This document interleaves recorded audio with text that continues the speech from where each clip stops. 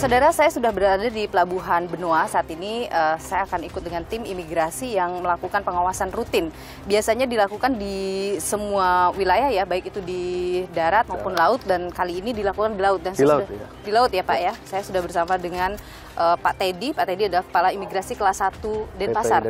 Denpasar. Kita akan ke laut sekarang Pak Teddy? Ya. Boleh ikut ya? Boleh. Jadi ini adalah rutin ya Pak Teddy dilakukan ya? Apa biasanya targetnya Pak? Jadi di samping kita melaksanakan pengawasan terhadap warga negara asing di darat, kita juga melaksanakan pengawasan terhadap warga negara asing di seputaran perairan, tentunya di wilayah kerja kantor imigrasi Denpasar. Ada agendanya misalnya setiap berapa kali razia di sini atau bagaimana? Iya, memang kalau untuk rutinitas kita pengawasan di laut ini kita laksanakan minimal untuk 2 bulan sekali. Ada berapa orang yang biasanya turun Pak Teddy? Ini hari ini kita 15 orang ya? Oke, baik.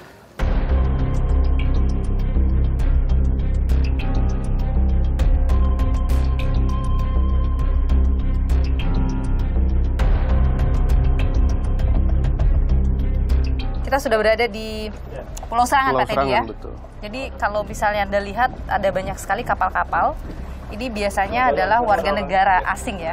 Ini salah satunya juga adalah kapal warga negara asing. Sepertinya nggak ada orang ya Pak Teddy? Memang kegiatan untuk warga negara asing yang tinggal di Yahya seperti ini, kebiasaan di pagi hari mereka naik ke darat ya, untuk melakukan aktivitas. Masih banyak yang akan masih banyak sampai ke dalam, banyak sekali. Ini biasanya memang dimasukin satu-satu, setiap kapalnya dicek satu-satu. Kemudian ya, administrasinya dicek. Ini kapal bendera asing atau Indonesia. Kalau asing ya kita masuk, kita periksa dokumen-dokumen dari warga negara asing tersebut. Itu kosong guys, turun, naik ke darat. Ya Pak, nggak ada skocinya Pak. Hah? Skocinya nggak ada. Skoci itu yang buat mereka naik ke darat. Jadi ini ada satu kapal yang kemudian masih ada WNA-nya di dalam, sedang diperiksa seluruh administrasinya ya. Biasanya apa aja itu Pak yang diperiksa? Paspor, lalu visanya, izin tinggalnya, kita periksa semuanya. So you just stay in here? Yes, I have friends. They are in the. This is my agent's messages.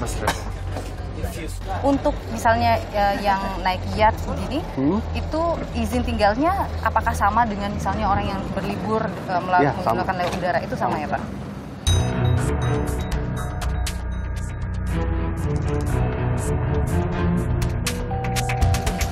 Yeah, I'm stay alone. It's not my boat. I'm not owner. Oh yeah. How long you been here? 7 months. And what do you think about the inspection like this? I think it's fine. It's normal. You have to check. Okay, thank you, sir. Have a great day. Bye.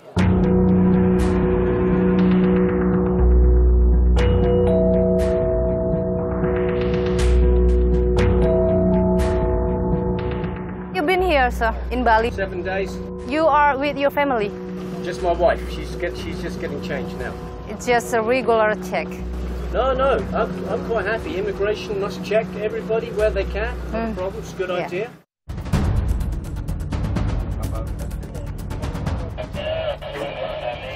Ada satu.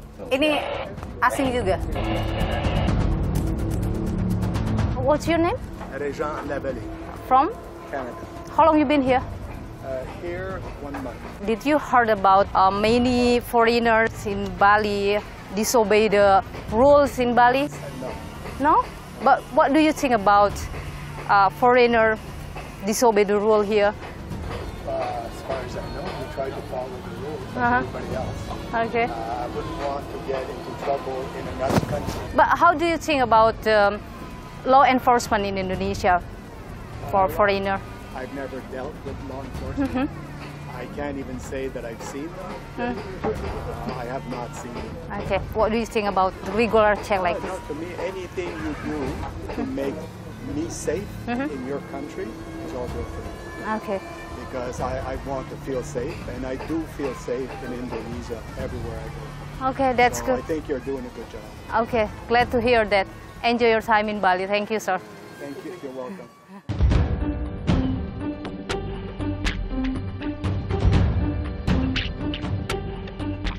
Pak Teddy, kalau kita lihat dalam operasi kita kali ini, sepertinya semuanya legal ya? Clear Clear semuanya. Artinya kalau di laut memang tidak, biasanya memang tidak ada pelanggaran, tidak banyak pelanggaran, seperti apa? Ya memang seperti pengawasan terdahulu ada beberapa kasus kita temui. Artinya pelanggaran-pelanggaran yang terjadi di Bali juga ada yang terjadi di laut begitu ya? Ada. Yang kemudian sudah sekali. ditindak? Ya, gitu ya? sudah kita tindak. Oke. Biasanya pelanggaran yang di laut selain dokumen, apa yang terjadi?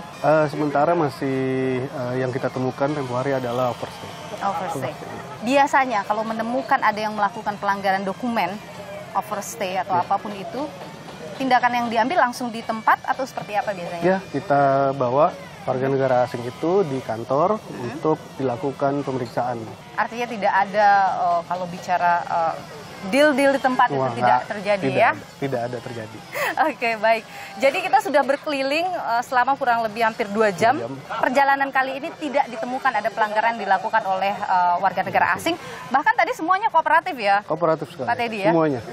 Baik, dan ini memang adalah operasi reguler yang selalu dilakukan oleh Imigrasi Denpasar untuk memastikan tidak ada WNA yang melanggar dan memastikan juga keamanan mereka juga ya? Benar.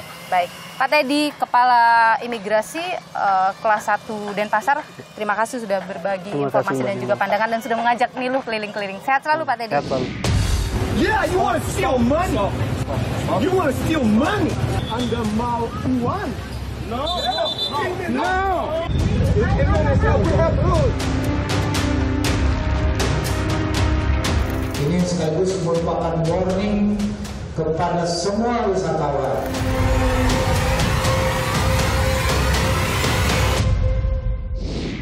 Sorotan terhadap perilaku bermasalah warga negara asing di Bali terus mengemuka. Imbasnya, pemerintah daerah maupun pusat terus keluarkan aturan-aturan. Seberapa efektif aturan ini dan bagaimana pula penindakan terhadap warga negara asing yang berulah di Bali? Saya sudah bersama dengan Kepala Divisi Keimigrasian Kantor Wilayah Kementerian Hukum dan HAM Provinsi Bali, Baron Ihsan. Pak Baron, terima kasih sudah bersama Niluh. Sehat selalu. Terima kasih Mbak Niluh, selamat siang. Iya. Jadi Pak Baron, saya mau mulai dulu dari data.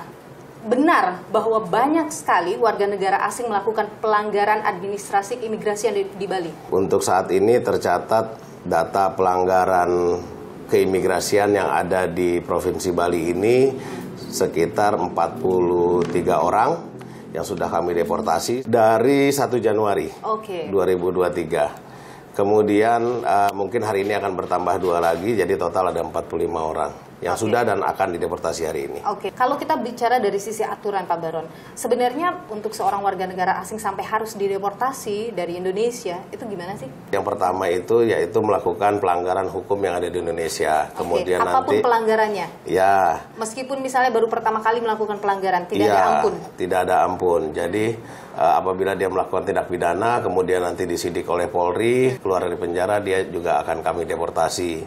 Kemudian ada beberapa pelanggaran lalu lintas mungkin, ditilang sama polisi, kemudian dikirim ke kami, itu juga bisa kita deportasi. Kemudian ada beberapa pelanggaran administrasi keimigrasian seperti overstay, penyalahgunaan izin tinggal, itu juga nanti akan berakhir deportasi. Termasuk juga pelanggaran terhadap peraturan-peraturan dari Perda dan adat budaya di Bali ini. Oke, dari 43 yang sudah dideportasi, itu pelanggarannya apa Pak? Pelanggarannya beragam, tapi sebagian besar adalah penyalahgunaan izin tinggal dan overstay. Oke, jadi semua WNA ketika dia overstay, mau overstay-nya berapa lama pun, itu akan langsung dideportasi ketika ketahuan? Belum tentu, karena menurut peraturan kami, overstay di bawah 60 hari itu yang bersangkutan masih bisa untuk membayar denda 1 juta per hari per orang. Sementara untuk di atas 60 hari ini sudah tidak bisa bayar lagi, tapi harus dideportasi dan dimasukkan dalam daftar penangkalan. Yang dideportasi oleh imigrasi ini rata-rata ini adalah informasi yang memang didapatkan langsung, artinya dalam ditangkap langsung oleh tim imigrasi, ataukah ini laporan dari masyarakat yang masuk? Sumber informasinya itu bisa dari masyarakat, bisa dari anggota Timpora, dan ada juga yang temuan imigrasi sendiri. Contoh yang KTP kemarin 2 orang itu warga negara Suriah dan Ukraina itu adalah temuan dari Timpora. Sementara untuk beberapa kejadian-kejadian penangkapan lainnya seperti yang pelatih tenis warga negara Rusia itu temuan dari kami sendiri. Terakhir itu guru tari. Guru tari itu aduan dari masyarakat. Dalam catatan Anda, memang ada begitu banyakkah sampai kemudian ini kan ramai sekali diperbincangkan soal WNA bekerja?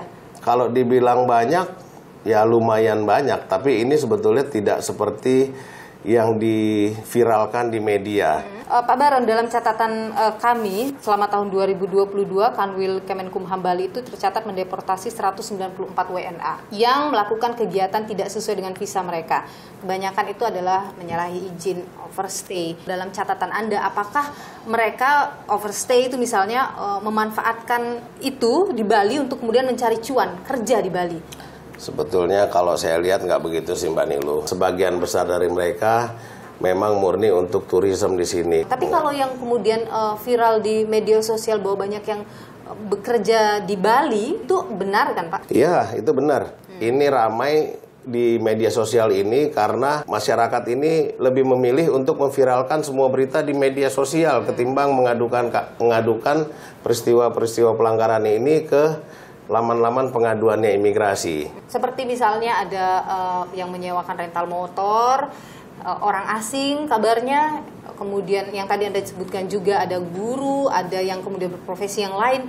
Artinya tidak sebanyak itu ya Pak ya? Oke, terkait rental motor, rental villa dan sebagainya nih Mbak, rental-rental itu. Sebetulnya kan orang asing nggak boleh punya aset di Indonesia. Betul. Jadi aset-aset yang mereka sewakan itu juga punya masyarakat lokal. Itu kerjasama? Itu mereka hanya membantu marketingnya. Dan itu tidak masuk kategori bekerja ketika ia membantu marketingnya misalnya? Kalau dia dapat bayaran dari situ ya, tinggal kita bisa membuktikan dia dapat bayaran atau tidak. Dan sejauh ini bisa dibuktikan? Sudah ada yang kita buktikan menerima bayaran. Karena dia melakukan pelanggaran dideportasi? Iya, sudah kami deportasi. Nah, jadi sebetulnya masyarakat lokal yang minta tolong kepada mereka untuk membantu promosi. Bukan punya mereka? Bukan punya mereka, itu, aset tetap punya WNI. Itu adalah hasil investigasi Anda di imigrasi ya? Ada juga informasi bahwa mereka yang melakukan pelanggaran yang kemudian bisa overstay begitu lama di Bali karena ada backup dari orang-orang imigrasi misalnya. Apakah itu hal yang kemudian jadi perhatian Anda juga? Ya, saya sudah pernah dengar terkait itu, namun sampai sekarang itu hanya kabar burung. Ternyata begitu diminta untuk menunjukkan orangnya, si pelapor ini juga tidak berani menunjukkan dirinya. Apakah imigrasi melakukan investigasi juga misalnya di internal? Iya, sudah kami lakukan. Dan sampai sekarang belum ada temuan oknum imigrasi menjadi backing dalam praktek-praktek yang saat ini viral. Dan kalau itu sampai ada, Anda akan menindak? Akan saya tindak. Sanksi tegas Anda berikan. Pak Baron, terakhir, Bali itu kan destinasi wisata utama Indonesia ya. Dia etalasenya Indonesia lah kalau kita sebut. Apa tantangan terberat Anda selama Anda menjadi Kadif? Tantangan terberatnya itu adalah mengimbangi bagaimana caranya penegakan hukum bisa tetap dilakukan, namun dengan tidak menimbulkan efek yang angker terhadap calon-calon wisatawan yang akan datang ke Bali. Melihat tantangan seperti itu, timnya cukup ya Pak? Timnya kurang. Tolong kalau misalnya bisa ditambahkan, mungkin kami akan sangat-sangat berterima kasih. Karena mengingat Bali yang begitu luas dengan jumlah wisatawan yang begitu tinggi ya, tentu pengawasan maksimal dibutuhkan agar masyarakatnya juga senang, wisatawannya juga tidak berulah yang kemudian merugikan masyarakat lokal. Pak Baron Ihsan, terima kasih sudah berbagi informasi dan pandangan di Nilu. Sehat selalu Pak. Terima kasih.